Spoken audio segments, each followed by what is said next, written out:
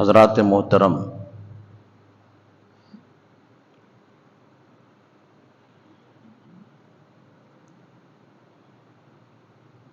عربی کا مقولہ ہے تعرف الاشیاء باضدادہا،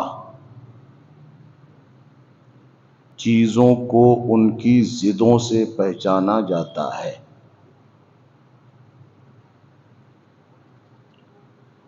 عربی میں کہتے ہیں تعرف الاشیاء باضدادہا،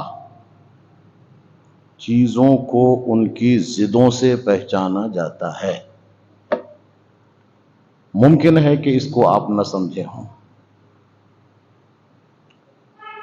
اس کو میں آسان کرتا ہوں کہ اگر دن ہو اور رات نہ ہو تو دن کو پہچاننا اور دن کو نعمت سمجھنا اور دن کی اچھائی اور دن کی جو خصوصیت ہے اور اس سے جو حاصل ہوتا ہے اس کی انسان قدر نہیں کرے گا۔ رات آتی ہے تو رات آنے کا مطلب ہوتا ہے کہ دن کتنا اچھا تھا، کتنا روشن تھا، کتنا منور تھا، کتنا پیارا تھا، کہ اجالا ہی اجالا تھا، اب اندھیرا ہی اندھیرا ہے، راستہ ملنا مشکل ہے، چلنا مشکل ہے، کام کرنا مشکل ہے، تو دن کتنا اچھا تھا۔ یہ رات آتی ہے تو دن کتنا اچھا تھا یہ معلوم ہوتا ہے۔ اور جب دن آتا ہے اور دن کی ہوا گرم گرم اور دھوپ کی شدت جب ہوتی ہے اور وہ گرمی جسم کو جھلسا دیتی ہے اور گرم گرم ہواؤں سے آدمی کو تھپیڑے لگنے لگتے ہیں، اس وقت وہ کہتا ہے کہ رات کتنی اچھی تھی، ٹھنڈی ٹھنڈی ہوا تھی، آنکھوں میں خمار تھا، اور میں ایک جگہ پر اندھیرے سے فائدہ اٹھا کر آرام کر رہا تھا۔ دن آیا تو رات کو یاد کرنے لگا، اور رات آئی تو دن کو یاد کرنے لگا۔ تو رات سے دن کو پہچانا جاتا ہے اور دن کو رات سے پہچانا جاتا ہے۔ اگر سبھی کالے ہو جائیں تو گورا کیا ہوتا ہے یہ کون پہچانے گا؟ اور سبھی گورے ہو جائیں تو کالا کیا ہوتا ہے یہ کون پہچانے گا؟ سبھی اچھے ہو جائیں تو برے کیسے ہوتے ہیں یہ کون پہچانے گا؟ اور سبھی برے ہو جائیں تو اچھے کیسے ہوتے ہیں یہ کون پہچانے گا؟ تو عربی میں کہتے ہیں تعرف الاشیاء باضدادہا، چیزیں اپنی ضدوں سے پہچانی جاتی ہیں، اپنے مقابلے کی چیز سے پہچانی جاتی ہے۔ قرآن کریم نے اس منظر کو اور اس مفہوم کو بڑے اچھے انداز میں بیان کیا ہے۔ قرآن کریم نے اس منظر کو کہ دن اور رات کیا ہے،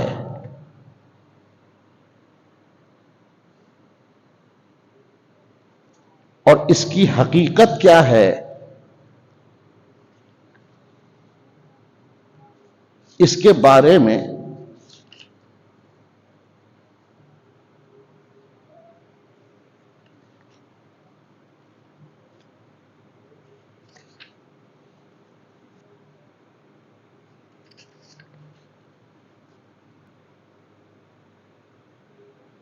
قرآن کریم نے کہا.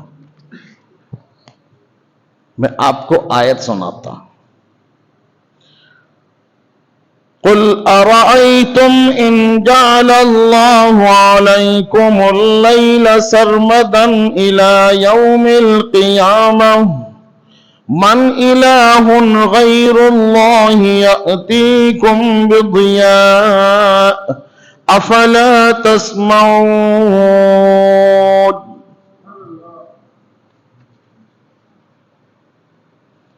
آپ فرما دیجئے اے محبوب، بھلا دیکھو اگر اللہ تعالی ہمیشہ تم پر قیامت تک رات رکھے تو اللہ کے سوا کون سا خدا ہے جو تمہیں روشنی لا دے؟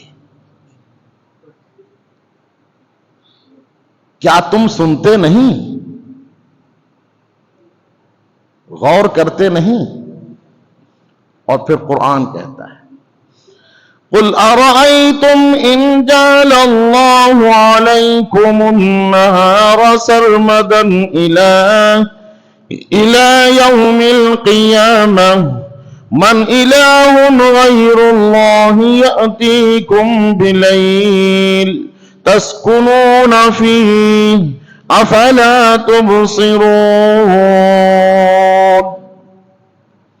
تم فرما دو بھلا دیکھو تو صحیح، اگر اللہ تعالی قیامت تک ہمیشہ دن رکھے تو اللہ کے سوا کون خدا ہے جو تمہیں رات لا دے جس میں تم آرام کر سکو؟ کیا تمہیں یہ بات سوجھی نہیں؟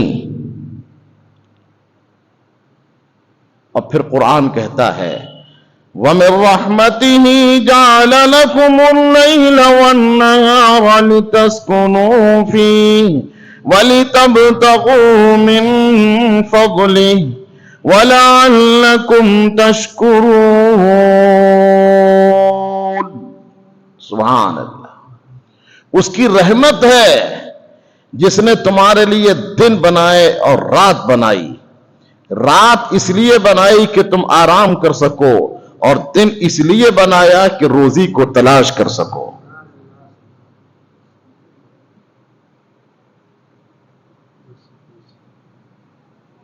تو رات سے دن اور دن سے رات پہچانی جاتی ہے. قرآن کریم کہتا ہے. اب قرآن کریم سے ہی اس منظر کو پیش کرنے کے بعد آج کی تفسیر کی بات میں کرتا ہوں. اس سے پہلے یہودیوں کا تذکرہ ہوا اور یہ ذکر کیا گیا کہ ان پر منسلوہ نازل ہوا، ان پر آسمانوں پر بادل سایہ کرنے لگا.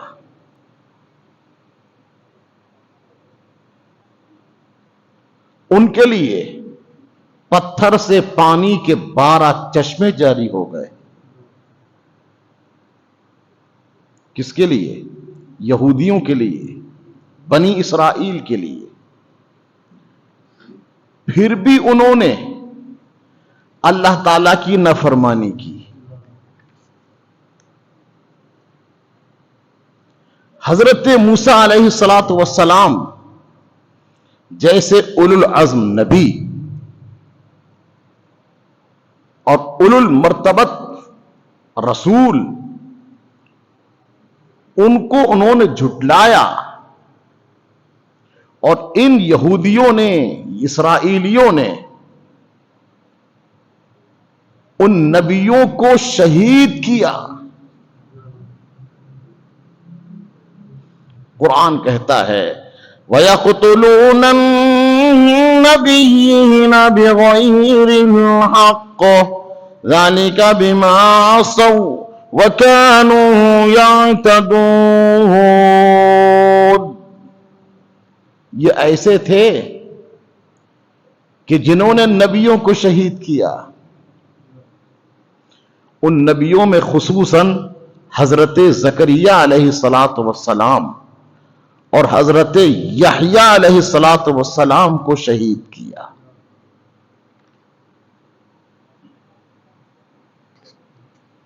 وہ حضرت زکریا جنہوں نے حضرت مریم کو پالا،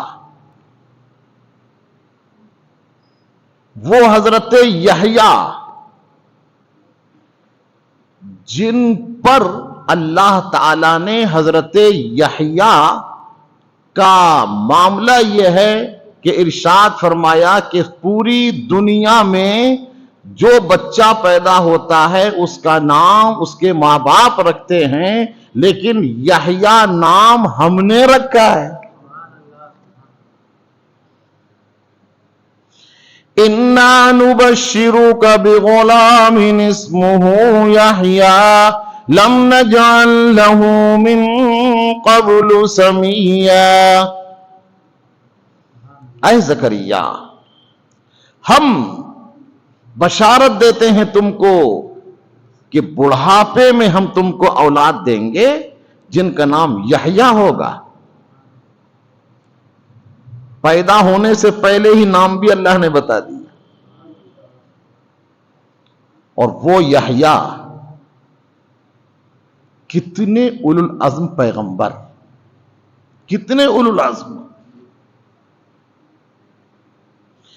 کہ ان کو اللہ تعالیٰ نے سلام بھیجا اور ان پر سلام کب؟ اللہ تعالیٰ نے ارشاد فرمایا یحییٰ جس دن تم پیدا ہوئے اس دن کو سلام، جس دن تمہارا وصال اس دن کو سلام، اور جس دن قبر سے اٹھائے جاؤ گے اس دن کو بھی سلام. سلام علیہ یوم ولد ویوم یموت ویوم یبعث حیا.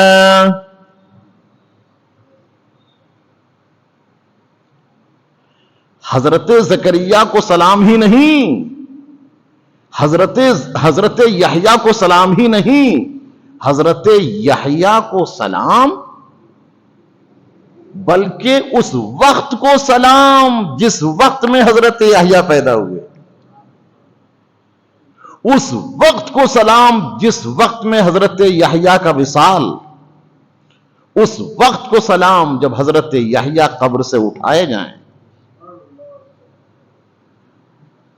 اعلی حضرت امام اہل سنت فرماتے ہیں جس سہانی گھڑی چمکا طیبہ کا چاند اس دل افروز ساعت پہ لاکھوں سلام.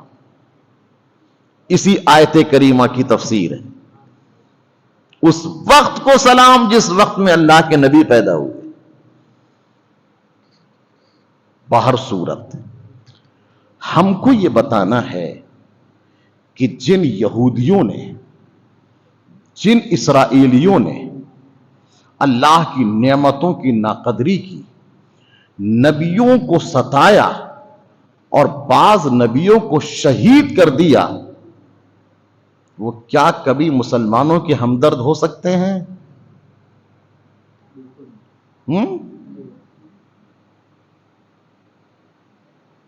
کیا کبھی ان سے وفا کی امید ہو سکتی ہے؟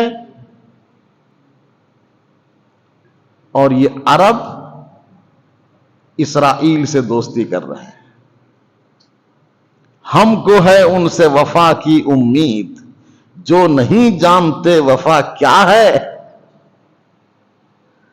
ہم کو ہے ان سے وفا کی امید، جو نہیں جانتے وفا کیا ہے. وفا کا مفہوم نہ جانے وہ تمہارے ساتھ وفاداری کریں گے؟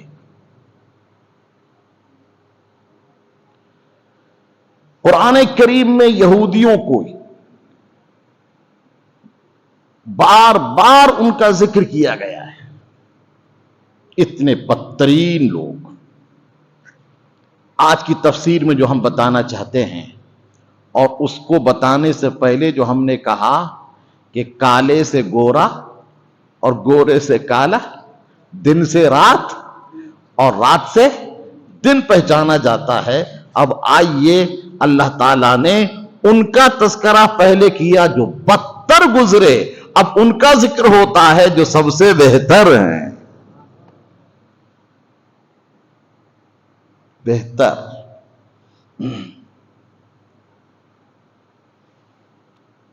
نبیوں کی ناقدری، رسول کی ناقدری، یہ ان کا شیوا، یہودیوں کا. اب آپ غور فرمائیے،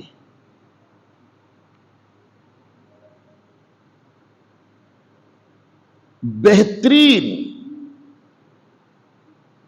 انہی میں سے ایک ہیں حضرت سلمان فارسی. کون ہے؟ سلمان فارسی. فارس کے رہنے والے، اور ان کا عالم یہ ہے کہ وہ مشہور ہے کہ ستارہ پرست، ستاروں کو پوجنے والے. اور ان پجاریوں میں جو بڑا پجاری ہوتا، حضرت سلمان فارسی اس کی خدمت میں رہتے.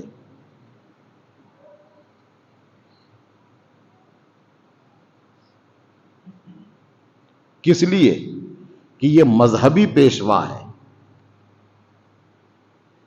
اس مذہبی پیشوا سے فائدہ اٹھاؤ، اس کی خدمت میں رہو، برکت حاصل کرو اور اس سے فیض اٹھاؤ. جب وہ مذہبی پیشوا انتقال کرنے لگتا تو حضرت سلمان فارسی کہتے کہ تم تو جا رہے ہو دنیا سے، اب میں تمہارے بعد میں کس کے پاس میں جاؤں کہ رہنمائی حاصل کروں. وہ بتاتا کہ میں تو جا رہا ہوں، لیکن میرے بعد اس وقت روئے زمین پر فلاں عابد و زاہد ہے پجاری، تم اس کے پاس میں جاؤ. حضرت سلمان فارسی اس کے پاس میں جاتے، اس کی خدمت میں رہتے، اس سے علم حاصل کرتے، فیض حاصل کرتے. جو وہ بوڑھا ہو کر مرنے لگتا تو پھر اس سے کہتے کہ تم بھی جا رہے ہو، اب میں کس کے پاس میں جاؤں، کہاں جاؤں جس سے برکت حاصل کروں. وہ بتاتا کہ اس وقت روئے زمین پر ایک عابد و زاہد فلاں جگہ ہے، تم وہاں چلے جاؤ. حضرت سلمان فارسی اس کے پاس میں گئے. اب یہ مختلف روایتوں میں ہے کہ کتنے عابدوں کے پاس میں گئے، 5 6 یا 7. آخر میں ایک عابد جو مرنے لگا اس سے کہا کہ اب بتاؤ کہ انہوں نے وہاں بھیجا، انہوں نے وہاں بھیجا، انہوں نے تمہارے پاس بھیجا، تم کہاں بھیج رہے ہو؟ اس نے کہا ایسا ہے کہ اب تمہیں کسی اور کے پاس جانے کی ضرورت نہیں ہے، اب وقت آ گیا ہے کہ نبی آخر زماں پیدا ہوئے ہیں. اللہ. اور ان کی پیدائش کی جگہ مکہ ہے اور قیام کی جگہ مدینہ ہے. میں تو نہ مل سکوں گا، لیکن تمہاری ملاقات ہوگی، تم ان کے پاس میں جانا. وہ مر گیا. حضرت سلمان فارسی تلاش کرتے ہوئے، لوگوں سے معلوم کرتے ہوئے پہنچے، پتا چلا ہاں مکے میں ایک برگزیدہ پیغمبر جن کا یہ نام، اور انہوں نے یہ کیا، اور ان پر بہت سارے لوگ ایمان لائے، ان پر آسمانی کتاب نازل ہوئی، اور وہ مدینے میں قیام فرما ہے۔ حضرت سلمان فارسی مدینے کی طرف کو رخ کیا۔ ابھی مدینہ دور تھا، ابھی مدینہ دور تھا کہ حضرت سلمان فارسی نے ایک باغ میں کھجور کے نیچے آرام کیا۔ ابھی آرام کر ہی رہے تھے، باغ کا مالک یہودی آ گیا، اور اس نے حضرت سلمان فارسی سے پوچھا کون ہو، کیا مطلب ہے، کہاں جانا ہے؟ کہنے لگے کوئی وطن نہیں، بس حق کی تلاش ہے۔ معلوم ہوا ہے کہ مدینے میں مکے سے کوئی نبی آئے ہیں جن پر آسمانی کتاب نازل ہوئی ہے، میں ان کی خدمت میں جانا چاہتا ہوں۔ یہودی دشمن اسلام، اس نے ان کو پکڑا اور بڑے والے یہودی کے ہاتھ فروخت کر دیا۔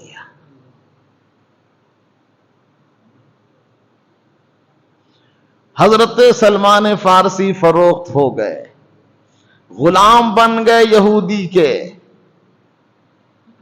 غلام بن گئے۔ حضرت سلمان فارسی رضی اللہ تعالی عنہ غلام بنے۔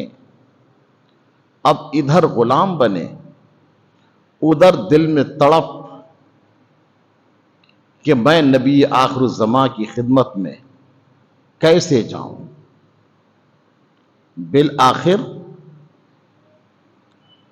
مشکل سے راستہ نکلا، اور سرکار علیہ الصلوۃ والسلام کی خدمت میں حاضر ہو کر، داخل اسلام ہو کر سرکار کے غلام بن گئے۔ لیکن یہودی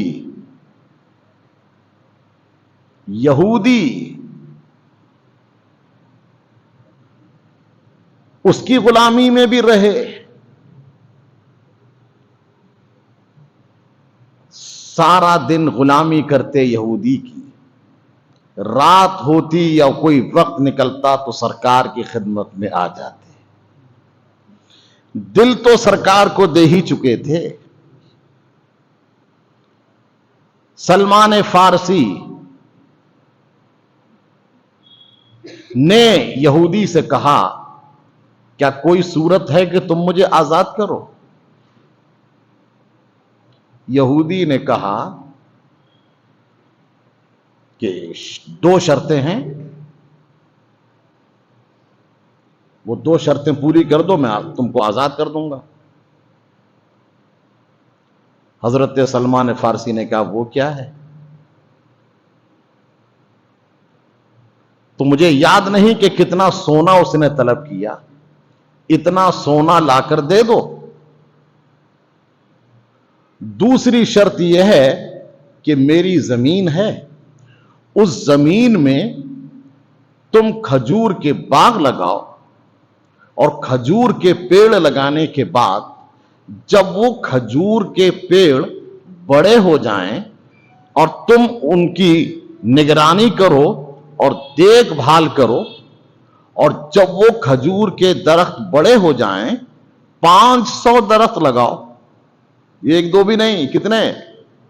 500 درخت لگاؤ، اور جب وہ ان کی نگرانی کرتے کرتے وہ بڑے ہو جائیں، پھل دینے لگیں اور پھل گرنے لگیں، پھر میں تمہیں آزاد کر دوں گا۔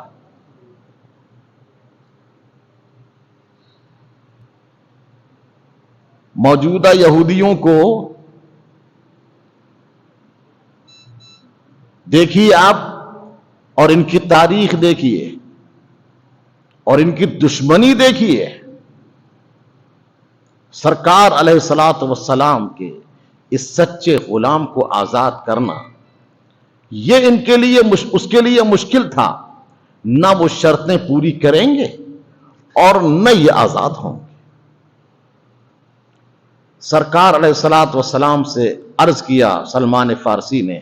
سرکار علیہ الصلوۃ والسلام نے سلمان فارسی کے لیے سونے کا انتظام فرمایا اور اس کو ادا کر دیا.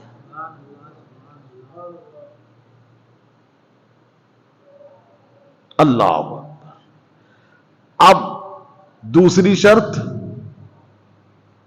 باغ میں پھل آنا.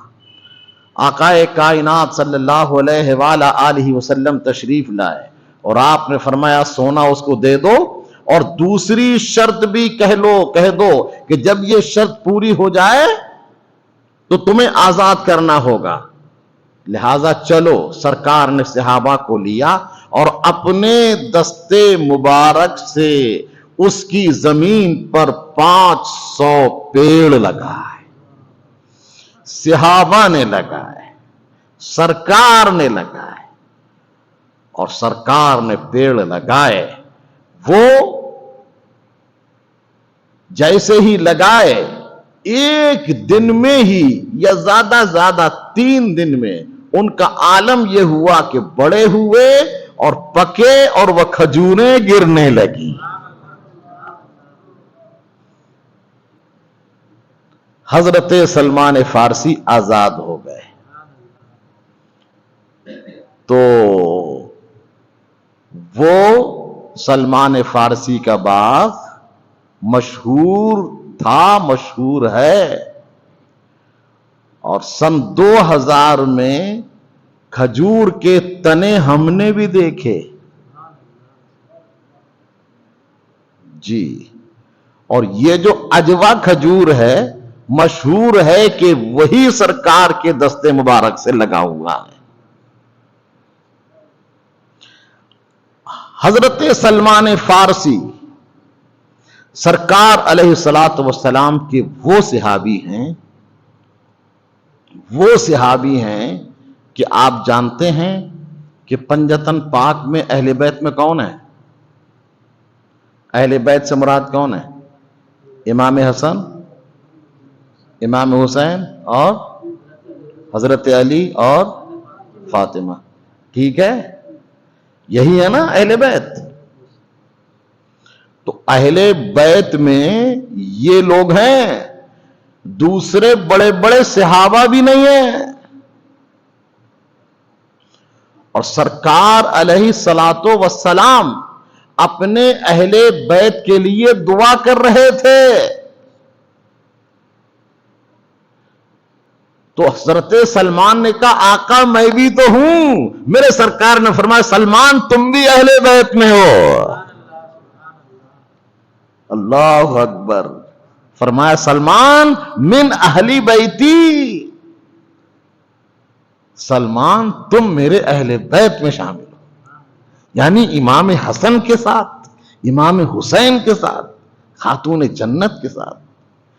اعلی حضرت کے شہزادے سرکار مفتی اعظم فرماتے ہیں گر پڑ کے یہاں پہنچا, مر مر کے اسے پایا, چھوٹے نہ الہی اب سنگے در جانانا. اس آیت کریمہ میں جو آج کی تفسیر ہے حضرت سلمان فارسی کے حق میں یہ آیت نازل ہوئی ہے. قرآن کریم کہتا ہے وہ یہودی, وہ نصرانی, وہ ستارہ پرست اپنے زمانے میں جو بھی بدتر ہیں ان میں سے کوئی اگر اللہ اور اس کے رسول پر ایمان لے آئے تو وہ پچھلے سارے گناہ معاف ہو جاتے ہیں اور وہ دوہرا ثواب پاتا ہے. ان الذين آمنوا والذين هادوا والنصارى والصابئين من آمن